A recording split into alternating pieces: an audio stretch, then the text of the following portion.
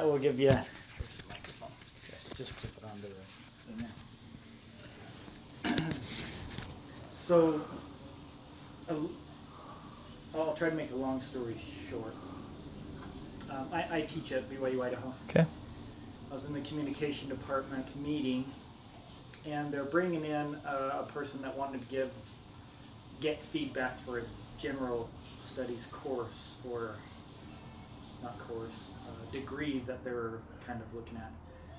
So they said, all right, this is what it looks like. We're going to have a humanities class, English class, da-da-da, and they started listing classes. For this general studies degree. Yeah. And so they listed them all.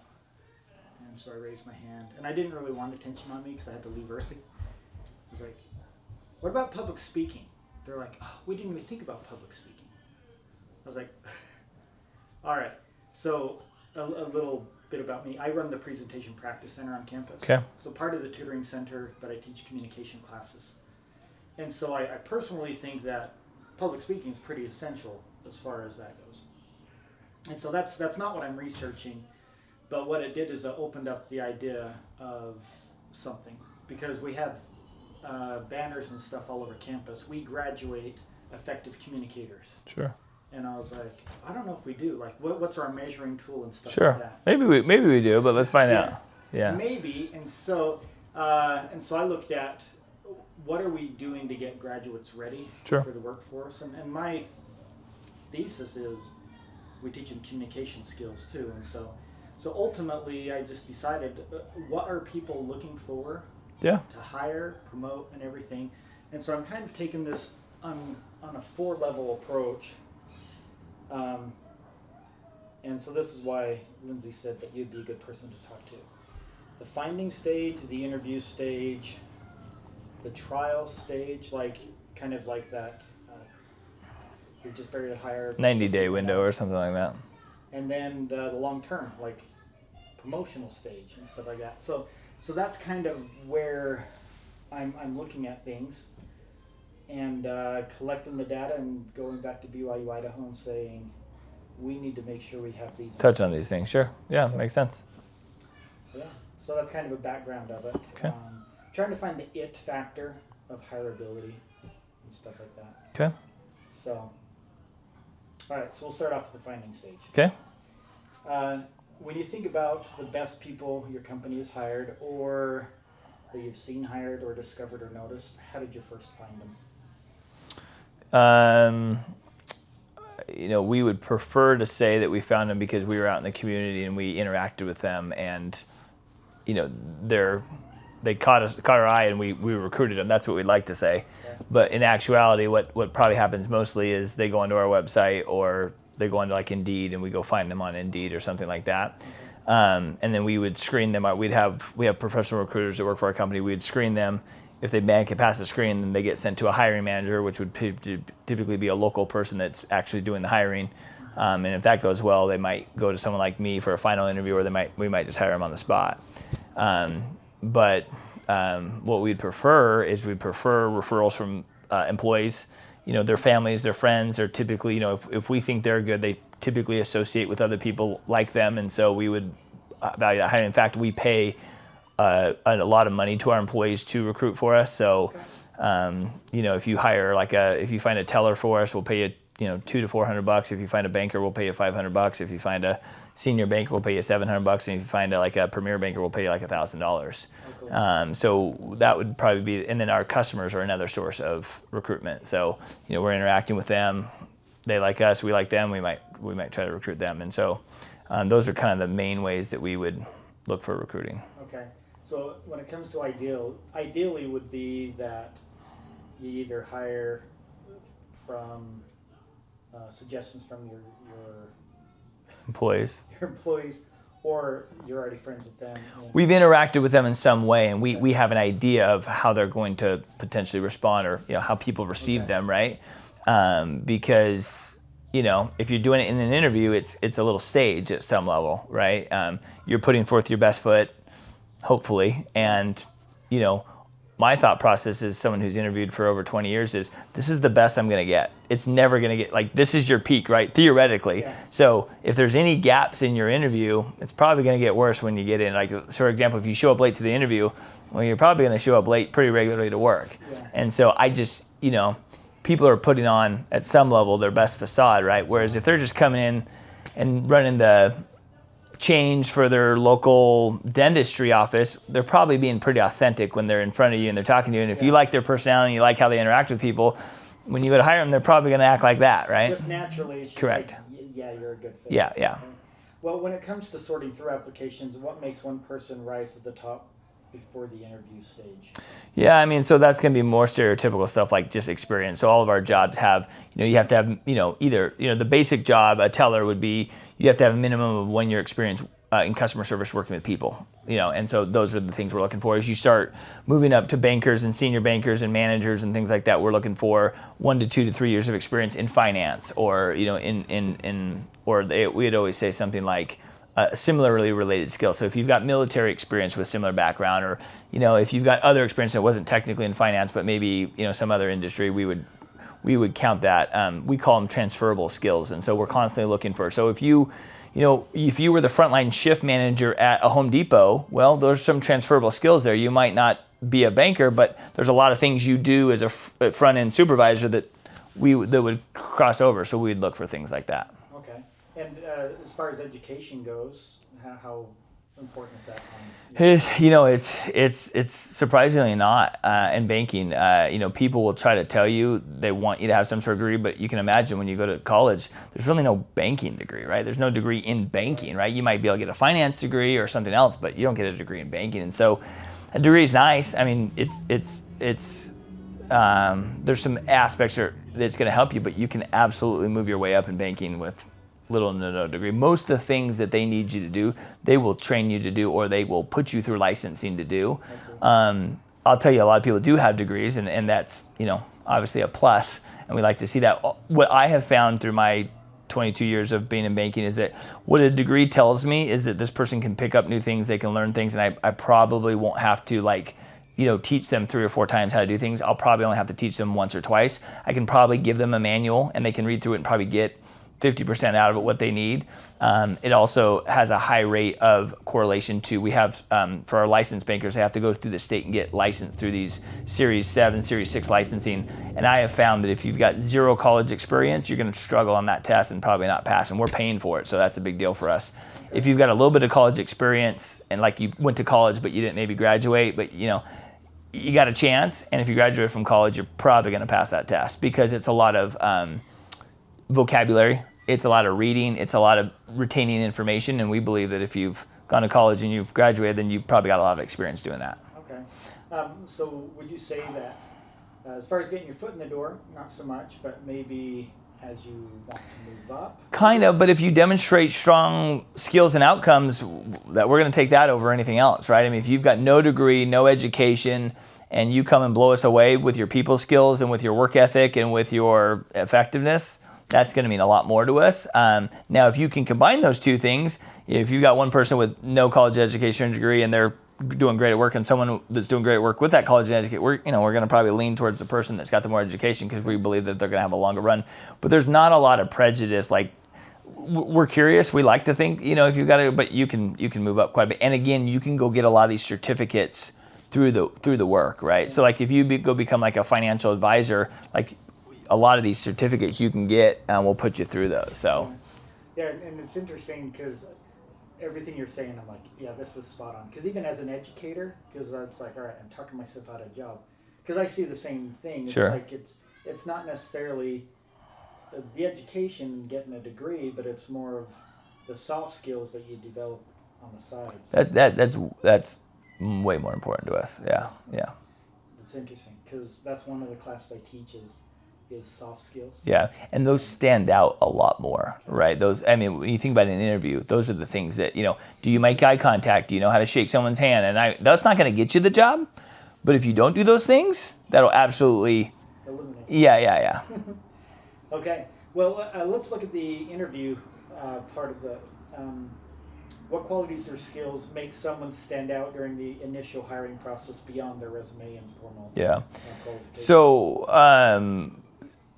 So we all of our questions at my company are what we call behavior-based questions. And so we're going to ask you a question, not about what you would do or what you normally would do if you're in that situation, but what you have done. And so we don't want you to theorize or speculate. We want you to tell us, yeah, I worked at, a convenience store and I was in that situation and here's how I handled it, right? So we want you to describe that. So to us, someone who's had those experiences, who can share with us how they've demonstrated that before and tell it concisely and effectively is what we're looking for. So depending on how many questions we ask you, we're looking for most answers to be between about 3 to 4 minutes, no more than 5 probably. If you're telling a story much less than 3, there's probably not a lot of meat there. Yeah. But 3 to 4 minutes is kind of the sweet spots for us on a question. So we want you to give you as much detail as you can in that time, but not so much detail that the question goes on for 6, 7, 8 minutes. Right. It feels like rambling. Yeah, and so concise, effective. We have a pretty streamlined process, and it is what was the situation, what did you do, and what was the outcome are the 3 things we're looking for in just about every question. And so if you can concisely go through that, that's going to really help you nail the interview. Okay, say those again. What was the situation? Okay. What did you do about it? And what was the outcome? I like that. And most people struggle with the outcome. So they'll say, this customer came in, they were yelling and screaming, I sat them down and I took care of it and they walked out happy. Well, frankly, that's what I'd expect you to do. So I want to know, so did you get business from them? Did they come back and see you again in the future because it was so great? Like what came of it? Handling the situation, I would say just about anybody could do, but how to take this situation and like enhance it and make something good come from it, or again, having that customer come back and see you because they only trust you now because you helped them in their time of need when they were maybe a little, irate. That's an outcome, right? Yeah, it's not just I put out the fire and they left out of the store. And that's probably about 90% of the questions we get, right? Mm-hmm. Someone was missing some work. I helped them find it. I showed them how to find it themselves, told them don't do that again, and it didn't happen again.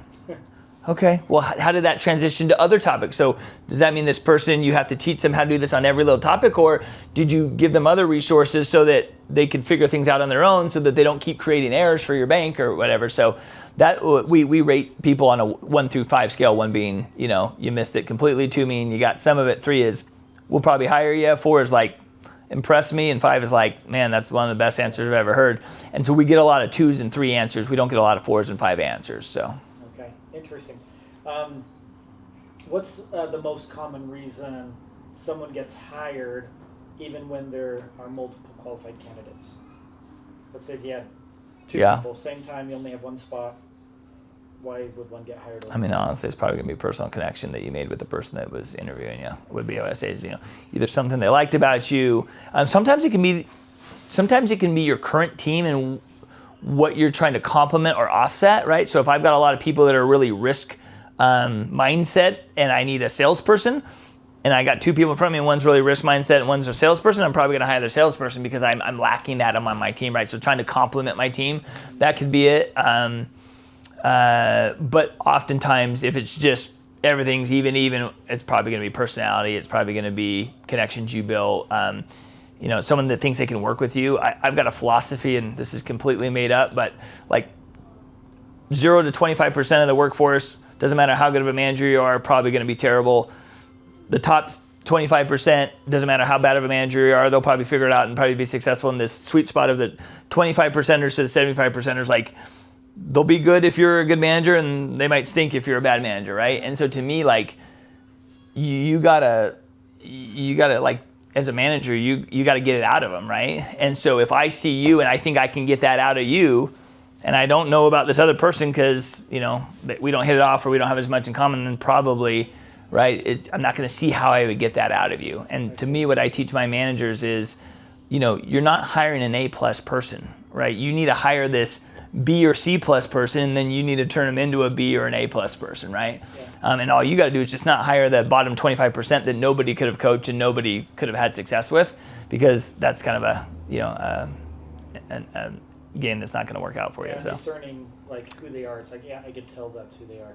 Correct, and of course we make mistakes on that constantly. So we're just trying to make that mistake as few times as possible. Sure.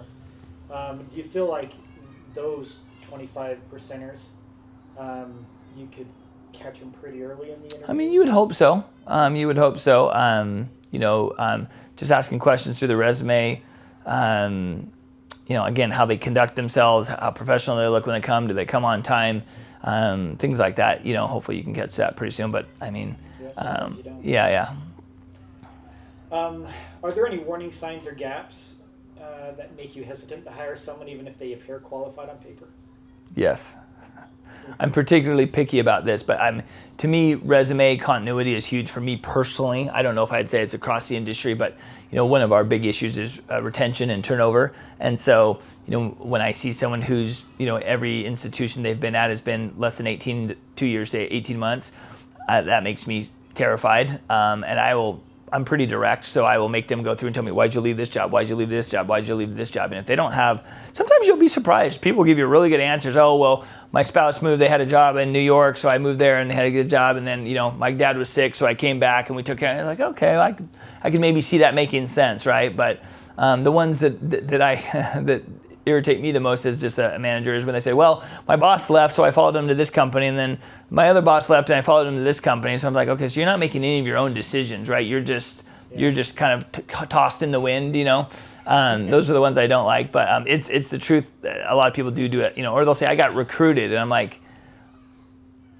so again, you're not in control of the decisions you make. People call you and you're like, what can I do? I have to accept it. So, but yeah, people who have had short job stints over and over again, or people who have had obviously big gaps in their resume. You go 6 months, 12 months without time. For me personally, I'm a little. We used to have a joke when I first started with the company that our manager, she used to say, I love someone who just bought a new car, or I love someone who just bought a new house, because I know they need this job because they got to make that payment, and that's going to make them work hard to do that. And so I'm kind of terrified of the opposite, right? The person who quit their job because, you know what, it just, things were really tough, and I took a year off, and I'm like, if you have the flexibility, the financial ability to take a year off when things don't work out well for you, like, that's terrifying for me, because I need someone who needs this job, and I don't need someone who, if you don't like things here at this job, maybe I rub you the wrong way or a customer does. If you have the flexibility to just take time off because maybe your spouse works, or maybe it's just not that important to you, like, that would make me run. Because I want you to want the job. And again, I'm not looking for people who are desperate by any means, right, but I want you to need a job. I want it to be like, you know what? My last job was terrible. It was awful, but I waited until I found a new job before I quit my old job. Like, okay, that's someone who needs a job, right? Like, they're not just having a bad day and then quitting because they had a bad day. So that's something I'd look for. Interesting. You mentioned about consistency and gaps in their work and stuff like that. I find that, and this just on the side, I found that that's kind of a repeating thing across things, whether sure. Construction workers or Boeing or anything. It's just like that's yeah, one of the I associate it with dependability. Yeah. Right? If you can't hold a job down for more than 3 years, you're either not dependable, not reliable, or maybe just, there is kind of this philosophy of I get ahead by moving around, and I just don't subscribe. I'm not saying that can't happen, but I don't think that's the only way to move ahead. I think you can just work hard and do it at your own company. But if I see someone who's never had a 3-year stint at a company, now it depends what I'm hiring for, right? If I'm hiring for a teller, honestly, if you're a teller and you've been in a job for more than a year, that's probably good enough for me, right? Because that's about what we ask for. But if I'm going to hire you as a banker or a senior banker or a manager, and you haven't held a job down for more than 3 years, you're probably not going to hold this job down for more than 3 years. We also, in the finance industry, see people who've worked at numerous other banks. I've only worked at one bank in 22 years. So I'm not opposed to hiring someone from another bank, especially because they bring over transferable skills. But if I'm your 4th or 5th bank you've worked at in the last 6, 7, 8 years, I've hired those people. I'm not completely opposed to it, but I'm not anticipating them to last long. Interesting. Yeah. All right, so let's look at the long term, or it's let's see. Let me make sure. Okay, sorry. So now we're at kind of the trial stage of a job that you hire them. You're kind of all right, did we make the right choice? After someone is hired, what qualities or behaviors help them become a strong long-term fit for the workforce?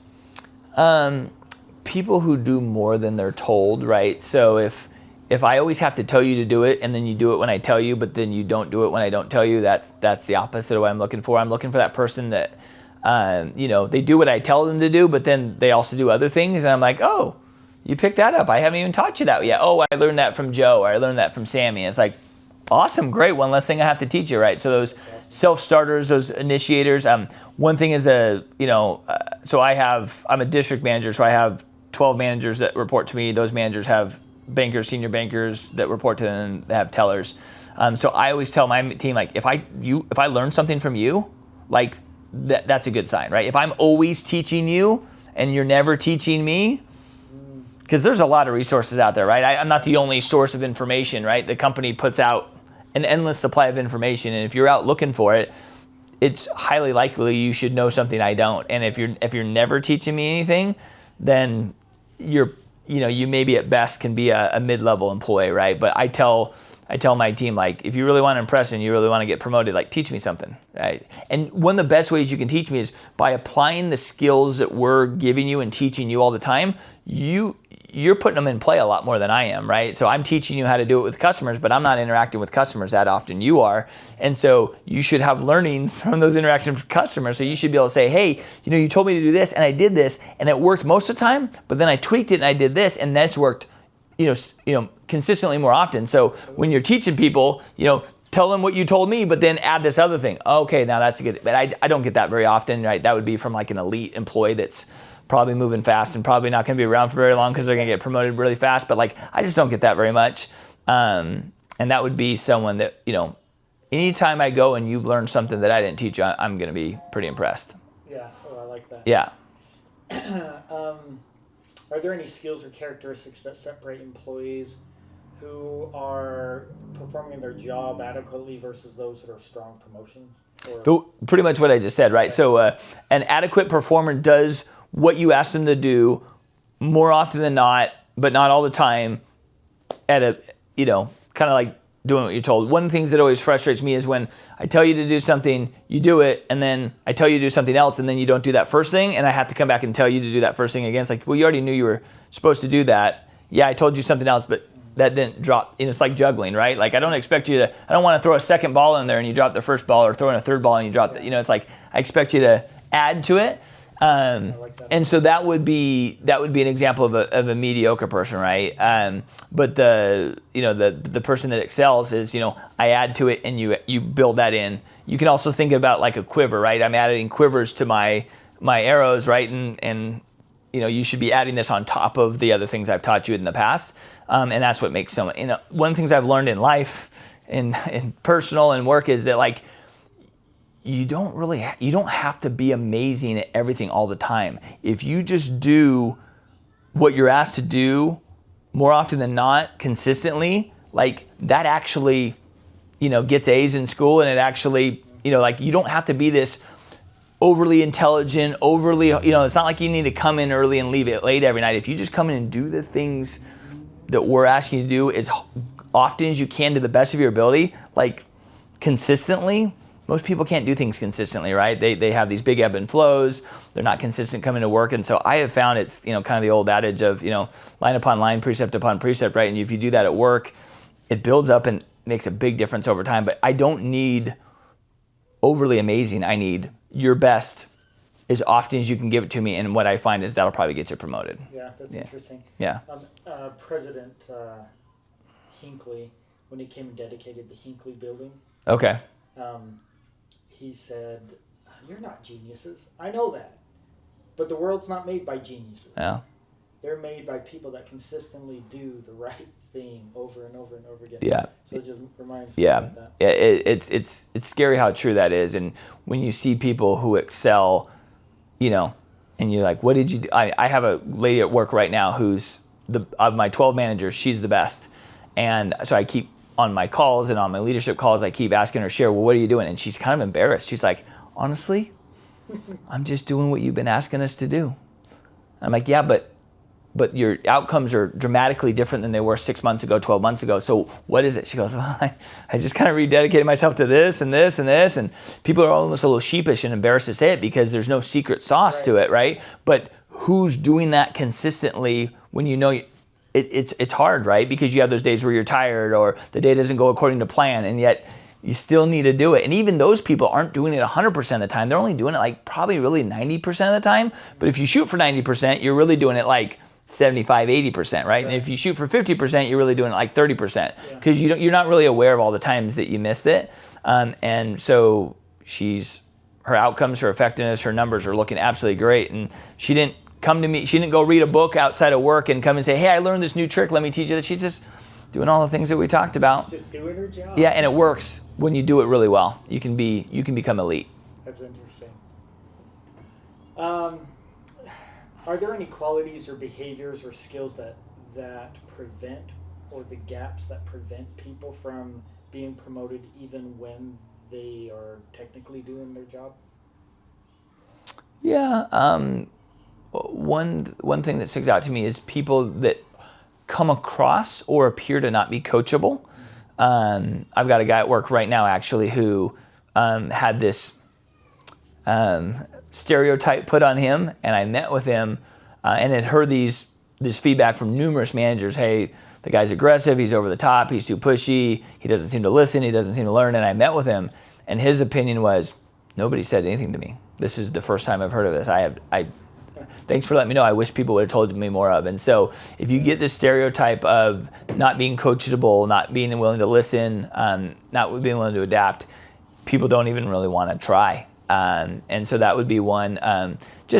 We had talked earlier about soft skills, but coming in late, poor communication from the perspective of when you go on a break, like let people know where you are. When you come back, let people know where you are. It reminded me of my first year when I left the house and then had come back from college.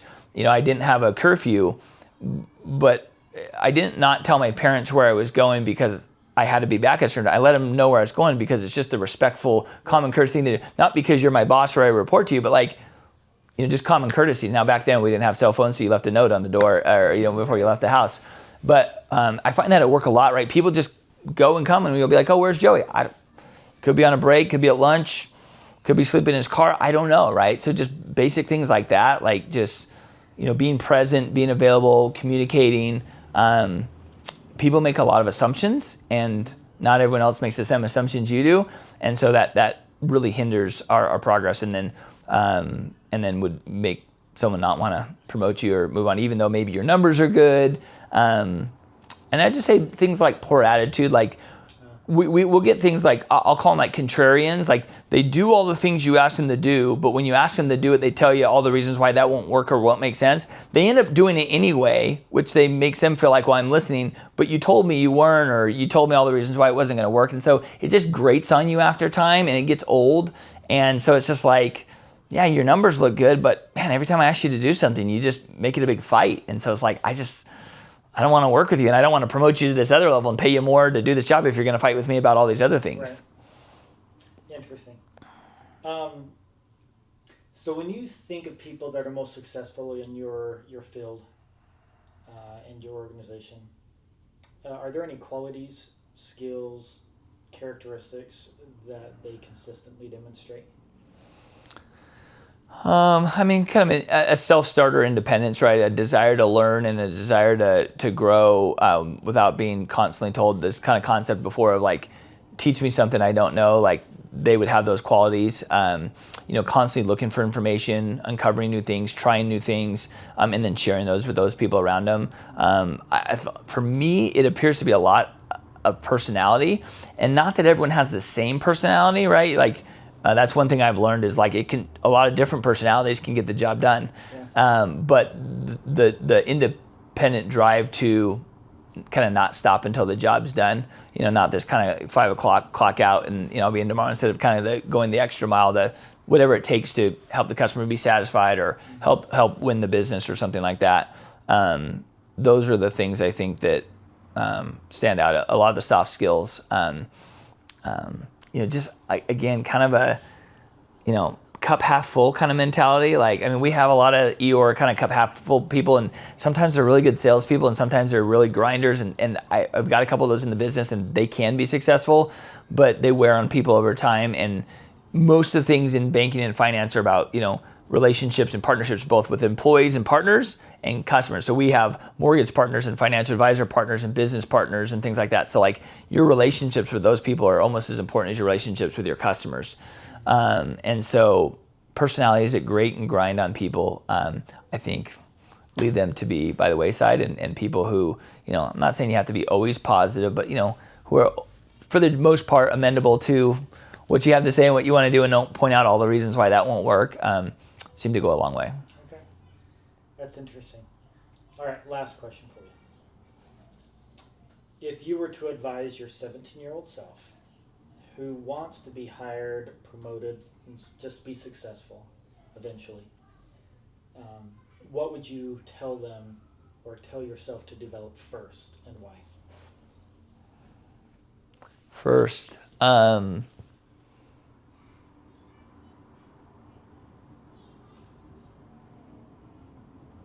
yeah, I guess kind of back to this answer of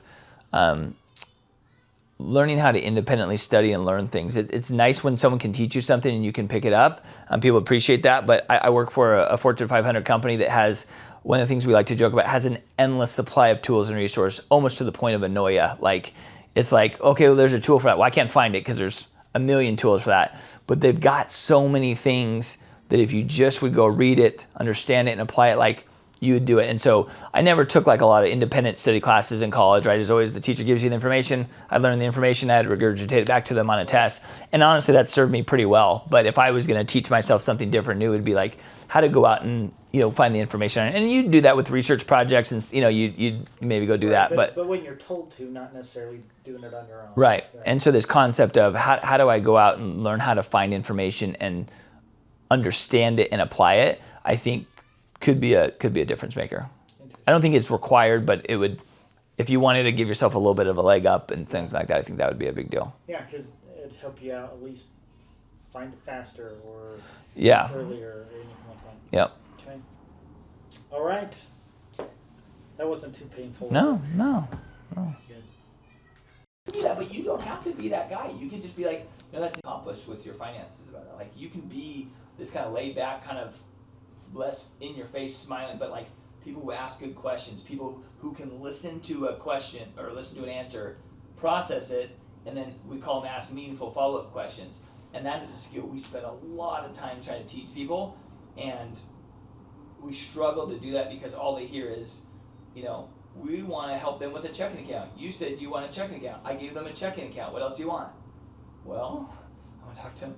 Why did they want a checking account? Why did they pick your location? Why did they pick this bank? There's probably about 18 more things they got going on in their life financially, right? And they came and opened a checking account, and you only found out about the checking account. Do they have a savings account in another bank? What is the rate they're getting there? Do we have a better rate? Do they have kids that need accounts? Do they have do they have a mortgage? Like, there's so many things we can do. And so the person who we call them being an order taker, like I always joke, like I could pay someone on a video screen in Des Moines, Iowa at $14 an hour to do what my customer, and my app on my phone can do what a customer has to do. I need you to engage, ask questions, listen, ask follow-up questions, be curious about why did they pick your side of town to come to, right? Because that not only helps us with growing more customer, but it also helps us with fraud, because the more fraud, and there's fraud just is rampant in the banks. It's crazy how much fraud is going on. We can flesh it out. The more questions you ask, the harder it is for their story to make sense, right? And piece together, like any lie or something like that.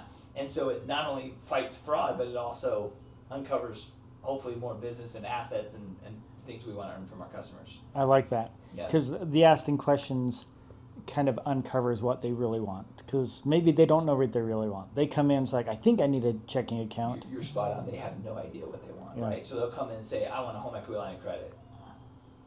Okay. And we don't offer those right now, with all the things that happened 15 years ago with the mortgage stuff, so we're not doing those. And so we'd have some people go, oh, I'm so sorry, you might have to go somewhere else, we don't offer that, which would be the wrong answer, right? Or we'd say, Interesting. Tell me what are you hoping to do with the home equity line credit? Well, Exactly. my fence blew down and I need to repair it, and I thought, well, while I'm doing that, I might as well redo my roof. And so, what do you think all that's going to total up to? Man, it's probably going to be $50,000. Okay, well, and I have never heard of a project that went according to plan, right? It's probably going to cost $60,000 when all said and done. So, how much do you have saved towards that? Well, I've got about $5,000 now, and so I definitely can't do any of this stuff with that. Okay, so you got $5,000 savings. You need 50 to maybe 60. You need to do a fence. Maybe you'll do a roof. And so you're getting all this information. Yeah. This person's got savings opportunities, right? They might have credit opportunities. Yeah. We have other products and services behind it besides the home equity line of credit, and so we absolutely can get them the money for that. But where someone else might go, no, sorry, we don't offer all. Or they might say, you could refinance your first mortgage and pull some cash out. Well, my first mortgage is at 3%. Yeah, Are why you would offering 3% right now? You're not. No. You're offering 6%. So I don't know if I want to take my $300,000 and move it all up to 6% and just to get $50,000 out, right? And so we would literally turn the business away. That customer would probably go online and find a home equity line and maybe not get that great of a rate on it. Right. And probably uh, even hurt them because they didn't really do what they correct. could have with Another somebody good that thinks example about is it. a customer will come in and say, I need a cashier's check, and we'll say, okay, here's a cashier's check, and then they'll go to their escrow company because they're putting a down payment on a house, and they'll be like, oh, why didn't you just wire us the money? That would have been faster. And they're like, oh, well, the bank told me that was an option. Well, it's because we didn't ask you any questions. And we said, well, what are you doing? Well, I'm putting a down payment on a house. Okay, well, you can get a cashier's check, but then you got to run across town and give them it, or we could just wire them the money, and then they'll have it in 10 minutes, right? Yeah. So which one do you want to do? Yeah, and the trick is, how can we teach the students to ask the questions? And it almost makes me want to say, okay, I'm going to have a very vague assignment that if they just check it off the list, jump through the hoops, it gets done. But if they ask additional questions, they find out. So we do that at work. We'll have a profile of a customer where there's 10 different things you could tell them if they ask, right? So so your job is pretty much to just if they give you a yes or no question, you answer yes, no. You don't elaborate, right? But if they say maybe on the profile it says I'm a student at BYUI, right? And it says, oh well, so what do you what keeps you busy 40 hours a day? Are you working? Well, I'm working part-time job. What else do you do? Well, I go to school at BYUI. Oh, so you're a student. Oh, what I mean? And so I have all these checklists on one of my things. And basically, I'm not trying to hold the information back. If you give me any reason that I can answer those questions, I'll tell you. And then we kind of evaluate, well, okay, of the 10 things they could have uncovered, how many did they uncover, right? Did they uncover 2 or 3? Did they cover 5 or 6? And I love that. Yeah, so. I love that because it really is, because you're not the first person that's talked about questions as a way to make this communication process more full. I mean, it's 90% of our business, right? I mean, if you It come should in and be. say, I want a credit card, and all we do is give you a credit card, we failed you because we did not enhance your experience. We did not. I mean, again, you can go online and get a credit card, right? Right. That's But nothing impressive. it's teaching them. It's like, well, okay, but there's a credit card, but have you thought about this, and that? Or why? Yeah, Why do you need a exactly. credit card? What are you looking to do with a credit card? What are you hoping to accomplish? So the word I would use is curious, right? Teaching Ooh, I like that. curiosity, teaching to, take what appear to me someone who's interacted with people most of my life. It's obvious questions like, they didn't just stumble into your bank from all the banks they could have chosen, right? And there's a reason for this. So take that, and do you live around here? Do you work around here? Again, these are fraud questions because if you said, I'm from Texas, I don't think you walked into a bank in Washington and opened a credit card when you're on vacation, right? That's just not something people do. That's suspicious, right? Not saying that maybe you're moving here, so maybe it's not suspicious, but the story would have to make sense. Right, little things like, oh, okay, let me go talk to the manager. It's like, okay, let's delay it a couple days, and then curiosity question, and again, we would want that of our tellers and our bankers. Now, we would expect our tellers to ask less questions and they have less time to ask them. But a teller who's really good at staying curious, one of the complaints we get is sometimes we'll have customers say, oh, I hate it when you ask about the weekend or something like that. Well, hopefully you're not just asking about the weekend. We would teach people that if you do that with the right intent, that can actually be a really good finding tool. But if you just go, hey, how's your weekend? But if I say, hey, You and the kids got any plans this weekend? Oh, I don't have any kids. Oh, so what do you like? Now I'm learning about you and your family, right? I find out you do or you don't, or hey, with the big World Cup going on, you going to any watch parties to watch that? We go with your buddies, going with your friends, family. I'm if I'm doing it with the right intent, I'm going to learn about you and how you operate, and it's going to probe more questions. But oftentimes my tellers literally just ask, oh, what'd you do this weekend? Oh, that's nice. Here's your money. It's like, okay, well, now you feel like you're just wasting my time and maybe even being a little intrusive. Whereas, if you do it with the right intent, they're going to go, oh, you're trying to help me by uncovering some things about me that maybe you can alleviate. Yeah.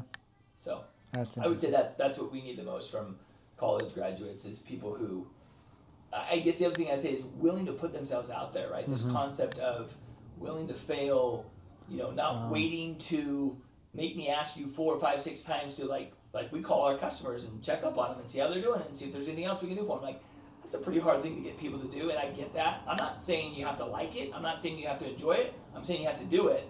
And so people who are doing it, or of course we have some people who just avoid it. Oh, sorry, I didn't make my calls. I got caught up doing this. I was like, yeah, but you tell me that every day, so I don't really think it's this caught up part. It's that you're avoiding doing what we're asking you to do. And so people who are willing to fail, willing to, be embarrassed and be okay with it, right? Because honestly, I started off with my career first 6 years, all I did was make phone calls. I don't know if I ever liked making phone calls. We'd make 40 to 100 phone calls a day. It was uncomfortable every day. Every day, that first 1 or 2 calls was uncomfortable. Now, once you get in a rhythm and a groove, whatever, it's fine. But the next day, you'd show up to work, and guess what? You would delay as much as you could until you I don't know that I've ever had someone that just really, just hungry to get on the phones and make calls. Right. But the question is, can you and will you do things that you're uncomfortable doing? That's why, in the church, getting people to get up and speak in sacrament meeting and, maybe be a camp president or a young men's, quarterly, you're going to have to do some uncomfortable things. And one of the things you learn pretty quickly is me being uncomfortable isn't a reason to say no. Now, there might be some other reasons I'd say no, and that's fine. But just this concept of you put me out of my comfort zone and I don't want to do it, it's like my perspective as an employer is I don't care if you're comfortable. That's... I want you to be comfortable enough that you can succeed and have success. I don't want you to be so terrified that, it goes bad for you, bad for the customer. But, I'm nervous to do that.